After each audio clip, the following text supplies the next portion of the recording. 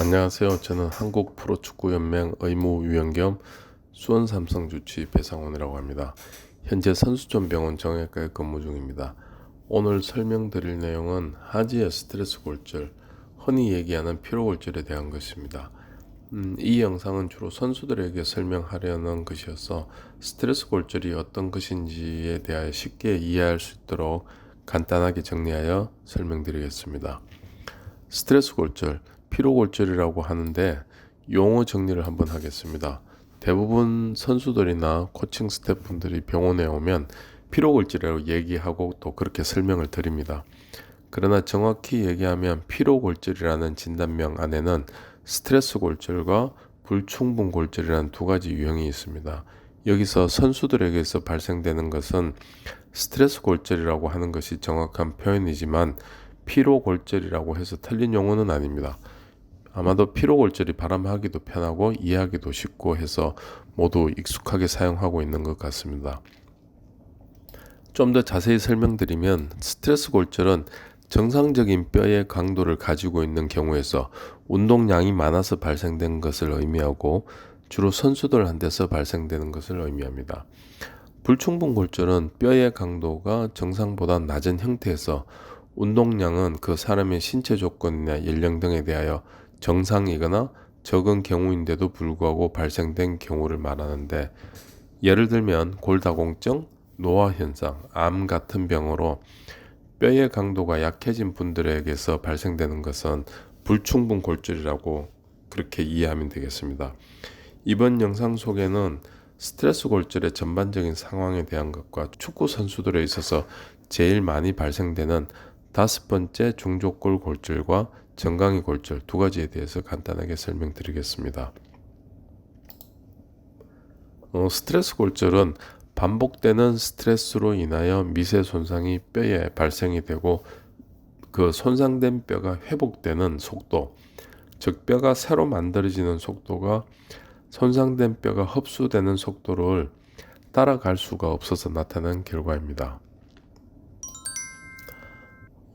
첫 번째 알아야 될 상황은 주로 선수의 몸 상태, 여기서 말하는 몸 상태는 내과적인 질병 유무 등 그런 몸 상태를 의미하는 것입니다. 예를 들면 선수 본인이 가지고 있는 질병이 있다든지 그 질병이 대사질환이 있는지, 즉 대사질환이라고 하는 대표적인 것이 당뇨나 고혈압 같은 것입니다.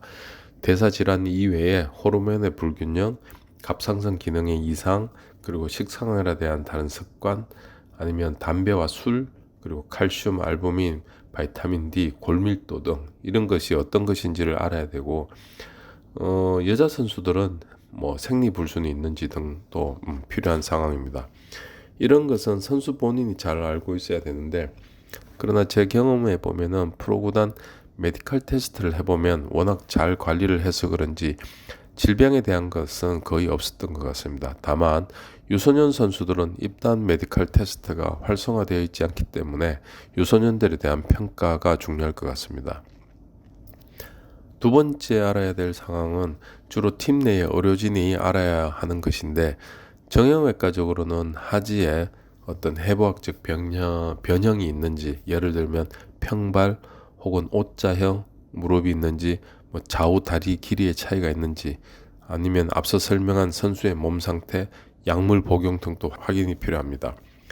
세 번째 알아야 될 상황은 주로 코칭 스텝이나 팀이나 구단에서 필요한 것인데, 운동 환경입니다. 즉 운동 기간, 운동의 강도, 운동장 잔디 상태, 식사 영양 상태, 그리고 신발 등 이런 것들이 알아야 될 상황들입니다.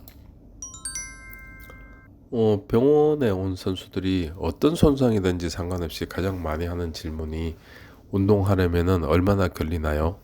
두 번째가 어떻게 치료하는 것이 제일 좋을까요?입니다. 이 두 질문에 대답을 하려면 첫 번째는 정확한 진단이고, 두 번째는 그 진단에 대한 치료 방법이고, 세 번째는 복귀 기준이 필요합니다. 저는 이 세 가지 과정이 모두 똑같이 중요하며 세 가지 과정이 모두 잘 되어야 깔끔한 복귀를 할 수 있다고 생각합니다. 어느 한 가지가 잘못되면 지름길이 아닌 먼 길을 돌아갈 수도 있고, 혹은 못 돌아갈 수도 있어서 세 가지 부분 모두가 똑같이 중요하다고 생각합니다. 이 세 가지에 대해 그 팀의 주치의나 의료진들의 근거를 바탕으로 하는 합리적인 설명과 경험, 그리고 그것에 따르는 선수, 코칭 스텝의 충분한 이해가 필요합니다. 자세히 설명드리면은, 첫 번째, 정확한 진단은 추정하는 것이 아니라 객관적이면서 자세한 검사로 판단하는 것이 좋습니다. 조금 많이, 즉 과하게 검사해도 괜찮습니다. 검사가 부족해서 정확하지 못한 것보다는 조금 많이 검사해도 정확한 것이 더 효과적입니다. 예를 들면 엑스레이만 볼 수도 있지만 초음파, CT, MRI, 동위원소 검사 등도 다 필요할 수 있는 검사들입니다.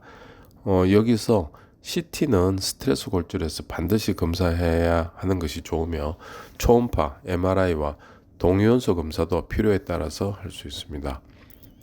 두 번째, 치료 방법에 있어서는 첫 번째는 비수술과 수술로 나누어서 결정할 수가 있고, 이 첫 번째 단계가 끝나면은 두 번째 단계에서는 재활에 대한 계획과 시행입니다. 세 번째, 복귀에 대한 것인데, 치료도 단계가 있듯이 복귀도 여러 단계로 생각해서 점진적으로 다음 단계로 넘어가면서 진행하는 것이 좋으며, 반드시 통증이나 불편감이 없는 상태가 유지되어야 한다는 것이 중요합니다. 예를 들면 재활 치료가 끝나면 팀으로 복귀를 하는데, 여기서부터는 축구에 대한 피지컬 트레이닝 이후에도 필드 테스트, 그리고 나서 팀 훈련, 그리고 나서 마지막으로 시합에 대한 복귀로 나누어서 점진적으로 진행하는 것이 좋으며, 대부분 프로팀에는 팀 닥터, 재활 트레이너, 피지컬 코치, 분석에 대한 전문가가 있지만 아마추어 팀에는 이런 부분이 부족하기 때문에 가급적이면은 통증이 없는 범위에서 점진적으로 넓혀간다는 생각을 갖는 것이 좋습니다. 복귀에 대한 결정은 메디컬 스텝, 선수, 코칭 스텝이 상의하여 결정하는 것이 좋으며, 과거에는 제 생각은 이제 의료진이 마지막으로 결정해 주는 것이 합리적이다라고 생각했었는데, 최근 몇 년 전부터는 저는 선수 본인의 마지막 결정이 좀 더 중요하다고 생각합니다. 왜냐하면은 의료진은 검사에 대하여 나타난 결과를 설명해 주는 것이고, 코칭 스텝은 피지컬 트레이닝과 필드 테스트에서 선수들의 상태를 보는 것이지만은, 선수는 자기 자신의 몸에 대한 상태를 모두 그대로 느끼는 거라서 제일 정확하지 않느냐라는 것이 제 생각입니다. 그러나 이런 과정 없이 막연하게 선수한테 그 복귀를 맡기는 것이 아니라 충분한 재활, 그리고 검사, 그리고 소통 이후에 선수가 본인 상태에 대해 결정하라는 것입니다. 가장 많이 보는 다섯 번째 중족골에 발생된 스트레스 골절 사진입니다.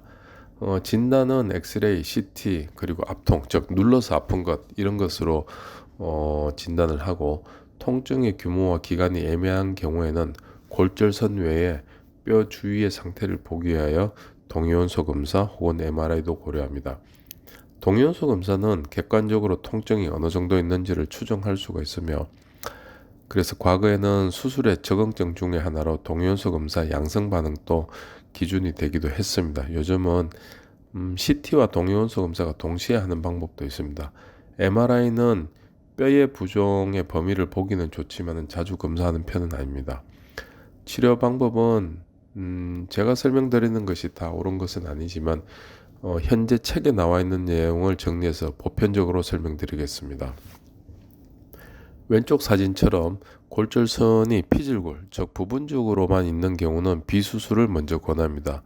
먼저 통깁스를 디디지 않는 상태를 유지하면서 4 내지 6주 정도 하고, 그 이후에 엑스레이에서 유압 소견이 보일 때까지 혹은 호전될 때까지 조금씩 체중 부하를 하면서 통깁스를 조금 더 연장할 수 있습니다. 오른쪽 사진처럼 골절선이 뼈의 안쪽으로 확장되어 있는 경우는 수술을 권해드립니다. 수술 방법은 긴 나사를 고정하는 경우도 있고, 와이어를 사용하는 경우도 있고, 금속판을 고정하는 경우도 있는데, 어느 것이 더 좋은 테크닉이라는 논문은 아직은 없습니다. 간혹 재골절이 생기거나 뼈가 붙지 않는 경우에는 자가골 이식이라는 뼈 이식도 추가로 할 수 있습니다. 우선 복귀 기준은 CT에서 유압 소견이 보이고 피지컬 트레이닝과 필드 테스트에서 통증과 압통이 없으면 가능합니다.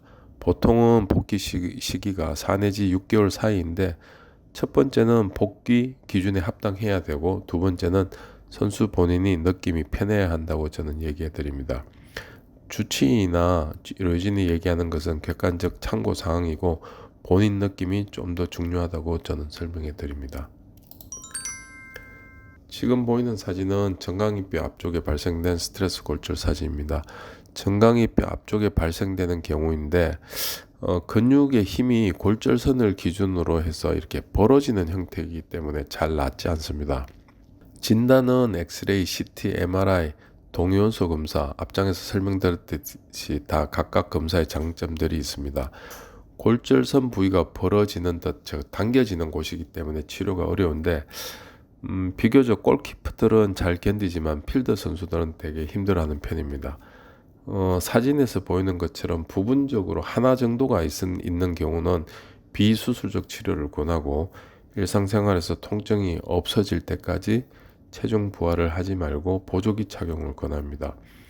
저강도의 초음파, 충격파, 전기자극, 고압력 산소 등을 추가로 치료하는 데 사용하지만은 네 가지 치료 모두 스트레스 골절에 대해 잘 연구되어 발표되어진 것은 부족한 것으로 알고 있습니다. 이런 이 경우에 평균 약 9개월 정도의 시간이 필요하다고 보고되어 있지만은 그래도 재발과 통증이 반복되는 경우가 많습니다. 잘 낫지 않고 경기력에 현저한 차이가 발생되거나 골절선이 여러 개가 발생된 경우에는 수술적 치료를 하는 경우가 있습니다. 주로 수술은 골수강내 고정술이라는 것을 시행하는데 이것 자체도 그렇게 완전한 것 같지는 않습니다. 그럼 이제 예방을 어떻게 할 것인가인데 주로 이제 영양 요소 중에서는 칼슘, 바이타민 D가 중요하고 일일 권장 용량은 칼슘은 하루에 1000mg 그리고 바이타민 D는 800에서 1000 IU 정도입니다. 그러나 일부 보고에서는 선수들은 고용량이 필요하다고 하였고 칼슘은 1200에서 1500mg, 바이타민 D는 800에서 3000 IU를 권장하고 있기도 합니다. 또한 여자 선수들에 있어서는 철분, 결핍, 빈혈 유무도 매우 중요합니다. 두 번째 예방적 측면에서는 근육의 영양인데 정강이 부분을 예를 들면 달리는 동안 근육들이 정강이 뼈를 보호를 해주는데 이 근육들이 힘을 생성을 해서 보호를 합니다. 이 근육에서 발생된 힘들은 정강이 뼈에 발생되는 스트레스를 줄일 수 있다고 합니다. 즉 반대로 설명하면 감소된 하지의 근력은 스트레스 골절의 위험성을 높일 수 있다는 점입니다. 선수가 가지는 선천적인 뼈 및 관절의 여러 가지 모양이 있습니다. 예를 들면 평발도 있고 그 반대로 발의 아치가 높은 요족이라는 것도 있습니다. 이런 요족을 가진 경우에는 정강이 뼈에 스트레스 골절이 좀 더 발생될 수 있다고 보고되어 있으며 평발인 경우에는 발등뼈에서 좀 더 발생된다고 보고되기도 했습니다. 또 다른 논문에서는 다리 길이 차이가 정강이뼈, 발등뼈에서 좀 더 스트레스 골절이 발생되었다고 보고되고 있으며 0.5cm 이상의 다리 길이 차이가 있는 경우에 좀 더 나타났다라고 하였습니다. 이런 요소들을 고려할 때는 맞춤형 깔창도 예방에 도움이 된다고 할 수 있습니다. 시청해 주셔서 감사합니다.